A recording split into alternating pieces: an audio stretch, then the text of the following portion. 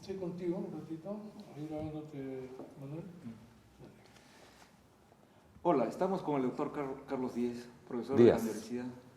Díaz. Díaz. 1, 2, 3. Hola, estamos con el doctor Carlos Díaz, profesor de la Universidad Complutense de Madrid. Doctor Díaz, ¿cómo está? Muy bien, encantado. Muchísimo gusto en saludarte. Doctor Díaz, ¿qué es el personalismo? Es una corriente de pensamiento que data de tiempo inmemorial y en la cual se incluyen muchísimas corrientes de pensamiento a su vez. Y lo que básicamente afirma es la dignidad de la persona humana y su carácter diferencial respecto de las cosas. Y en consecuencia, esa dignidad se tiene que traducir no en una mera declaración retórica de principios, sino en una acción práctica de lucha, de trabajo, de responsabilidad y de enfrentamiento con lo que llamaba Emmanuel Mounier el desorden establecido. Desorden establecido que tiene apariencia de orden, o desorden establecido y que trata de establecerse predicando orden. Entonces todo eso no puede ser posible sin lo que llamaba Emmanuel Mounier la revolución personalista y comunitaria, sin el cambio del corazón. Si una persona, sea creyente o no, no quiere practicar lo que dice, entonces no nos interesa como personalista comunitario. Aquí hay que... Lo bueno de esta posición es que a pesar de que todos tenemos muchos fallos, no queremos tenerlos. Y en consecuencia no nos interesa que haya gran distancia entre la vida y la práctica. Entonces, si hay un personalismo comunitario, ¿también hay un personalismo individualista, egoísta? Pues no, porque el personalismo comunitario es yo y tú. Yo y tú. Porque además el yo sin el tú es la enfermedad. El yo sin el tú es la locura. El loco tiene un modo de pensar y de hablar que solo vale para él, no se comunica. ¿Qué es el anarquismo y cómo se relaciona con el personalismo? Bueno, el anarquismo tiene una profunda relación con el personalismo en el terreno ético, en el terreno de la moral. A diferencia de lo que le ocurre al personalismo con respecto del marxismo, con el cual el marxismo tiene una moral materialista hablo, ¿no? Porque por propia declaración de Karl Marx, el marxismo no defiende nada que tenga que ver con lo que podemos denominar ciencias del espíritu. Lo reduce todo a la infraestructura es económica y a eso le llamamos materialismo, por un lado. Y por otra parte, el marxismo, en su versión stalinista, niega la libertad. Confía demasiado en la dictadura del proletariado que se convierte en dictadura sobre el proletariado. Esto los anarquistas nunca lo han aceptado.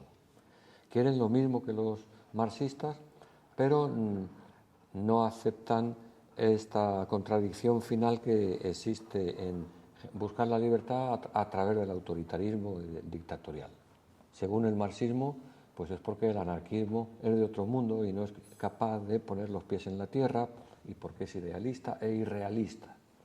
Bueno, pues esa es la defensa que tiene el marxismo frente al anarquismo.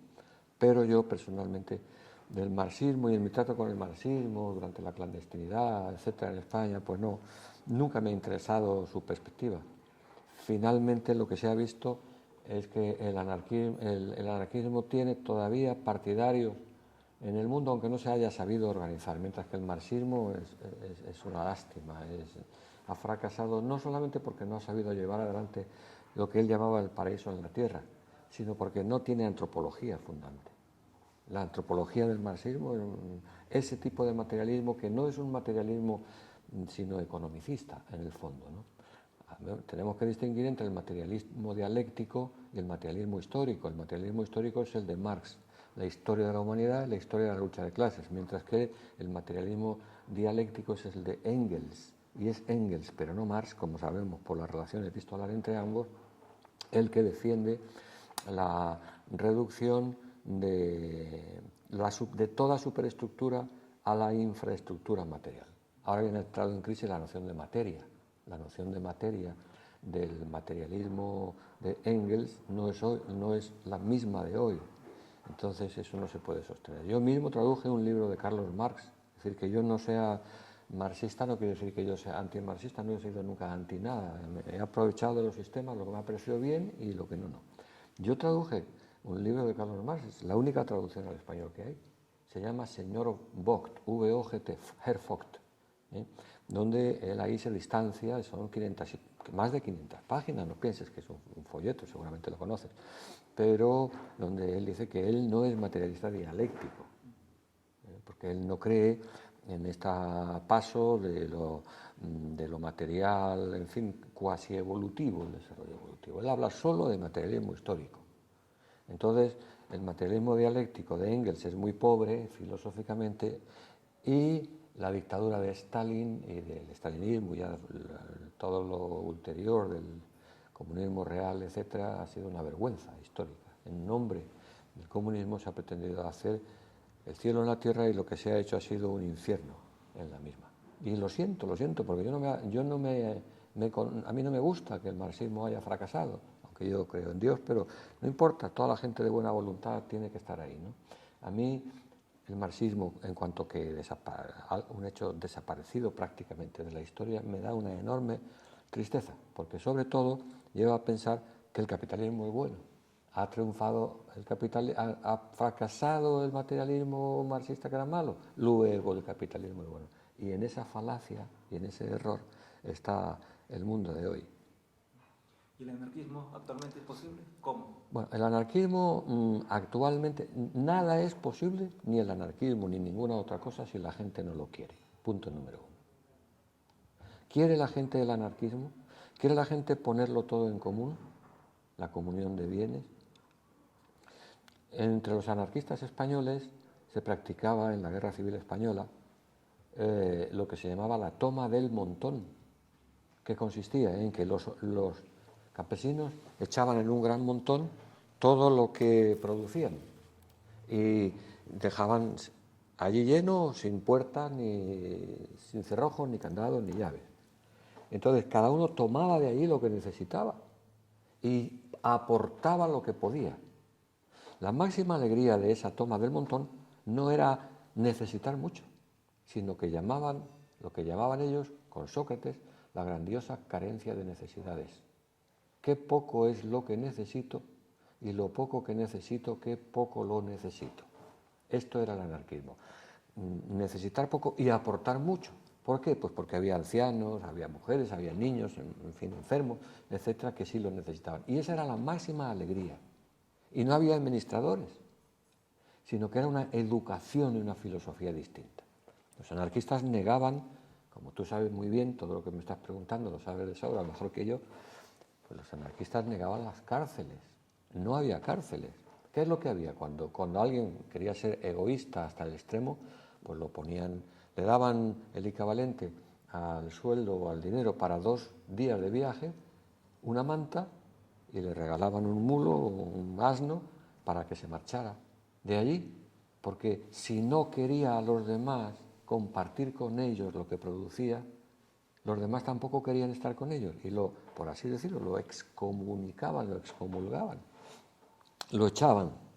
Entonces, en lugar de eso, los anarquistas tenían una convicción quizá demasiado optimista del hombre, quizá demasiado, porque ellos compartían con Confucio en el Oriente y con Sócrates en el Occidente que el hombre no es malo, sino que únicamente lo que le ocurre es que no sabe bastante, pero por la educación se regenerará, sustituyendo la vieja educación por los gérmenes positivos de una ilustración humanitaria.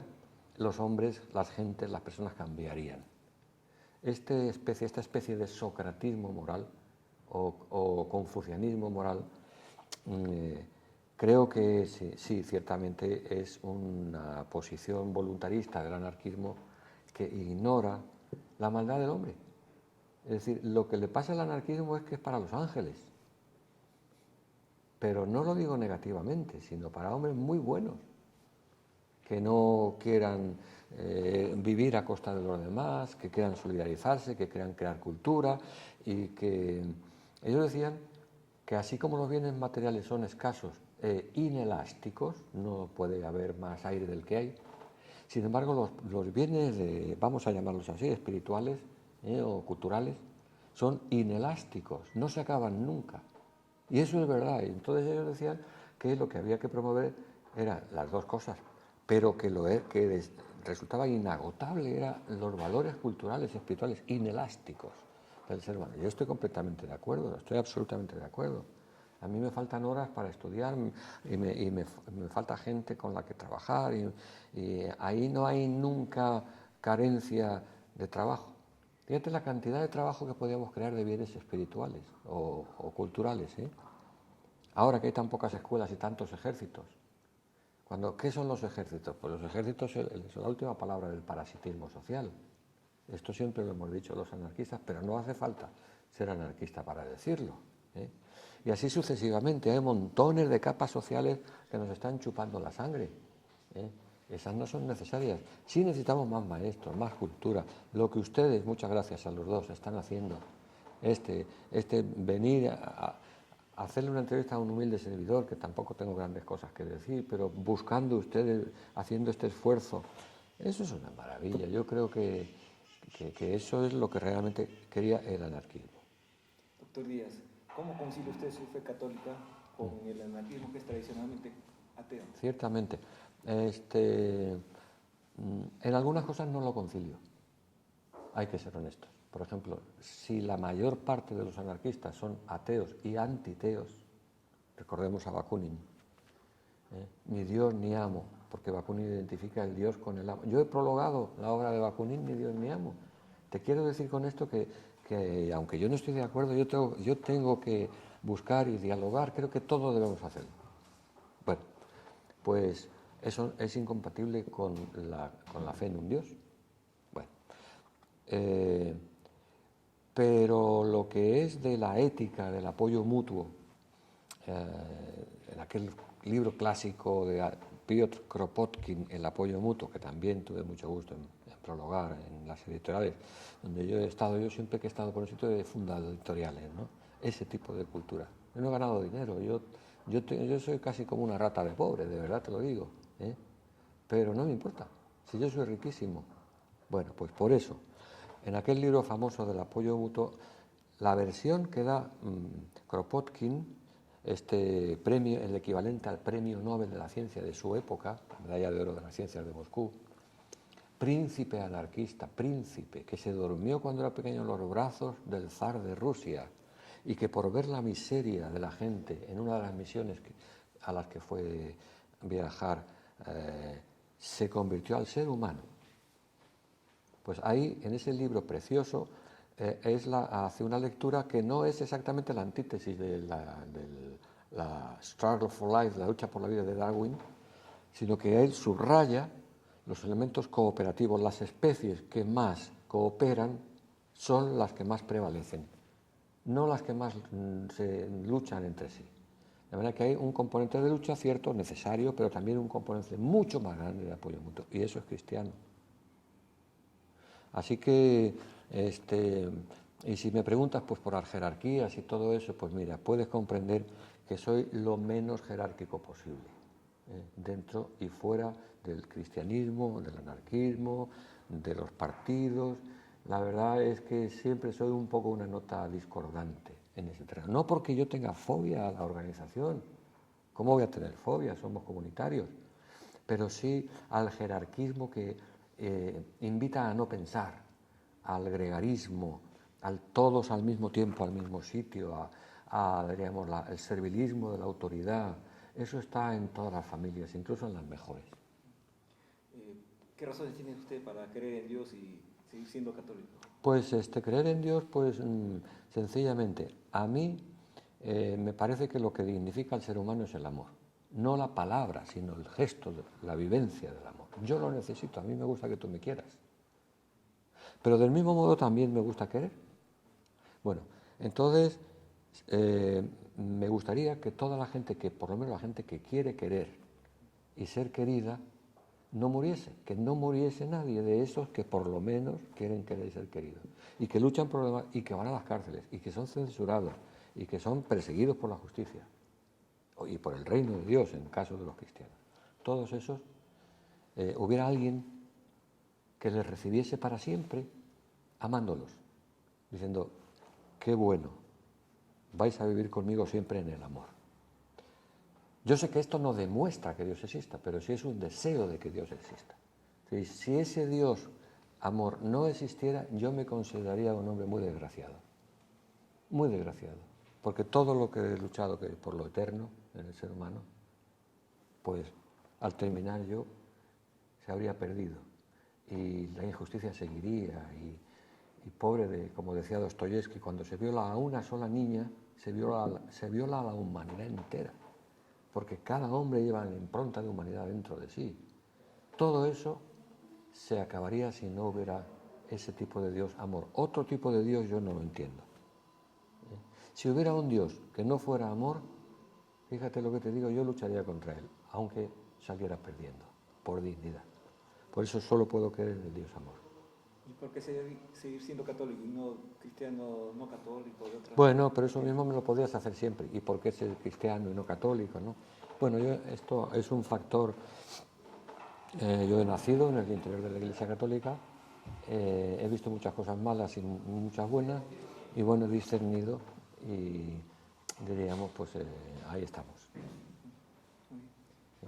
¿Tienes preguntas, Augusto?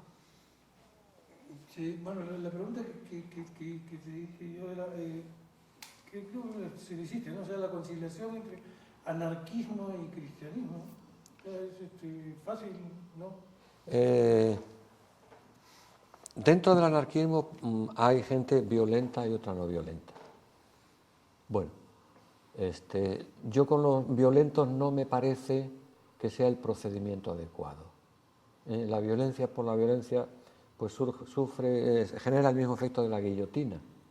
Luis XIV, de Francia y todo eso, ¿no? ¿Qué pasa? Que se quitan cabezas, pero si no se hace una transformación y una limpieza radical de la sociedad, no sirve para nada. Al revés, finalmente pecan justos por pecadores. Punto número 1. Segundo, por tanto, de ese anarquismo violento no puedo ser. Segundo, de un anarquismo antiteo, que dice que Dios es el enemigo del hombre y que es injusto y que está aliado con los ricos, etc. Si ese fuera el caso del Dios cristiano, yo no sería entonces cristiano, que no creo en ese Dios aliado de los ricos, injusto, etc. Tercero, el apoyo mutuo, la solidaridad, la moral anarquista, esto que hablábamos de la toma del montón, de la no coerción, de la no cárcel, a ser posible, de la transformación interior del ser humano, eso es para mí fundamental, en el anarquismo y en el cristianismo. Y eso me une muchísimo. Quizás sea lo que más me lleva a poder ser considerado anarquista y cristiano, esto último.